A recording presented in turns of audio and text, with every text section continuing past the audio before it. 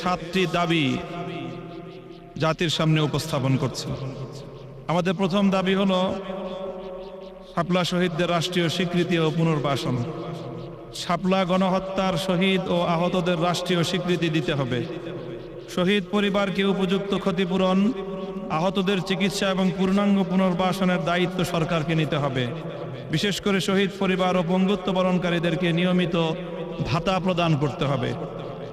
2. পাঠ্যপুস্তকে ইতিহাস সংযোজন। শাপলা গণহত্যার সত্য ইতিহাস জাতীয় শিক্ষাক্রমে অন্তর্ভুক্ত করে নতুন প্রজন্মকে সঠিক ইতিহাস জানাতে হবে। 3. জুলাই ঘোষণাপত্রে জাতীয় স্বীকৃতি। জুলাই ঘোষণাপত্রে শাপলা গণহত্যাকে জাতীয় ট্র্যাজেডি হিসেবে স্বীকৃতি দিয়ে রাষ্ট্রীয় অবস্থান সুস্পষ্ট করতে হবে। 4. সরকারিভাবে শহীদদের তালিকা প্রণয়ন। রাষ্ট্রীয় উদ্যোগে যাচাইকৃত শহীদদের তালিকা প্রস্তুত করে তা জাতীয় নথিতে অন্তর্ভুক্ত করতে হবে। 5.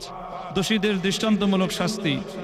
মানবাধিকারের চরম লঙ্ঘনকারী এই গণহত্যার দায়ীদের দ্রুত বিচারের আওতায় এনে কঠোর শাস্তি নিশ্চিত করতে হবে। 6. মিথ্যা মামলা প্রত্যাহার।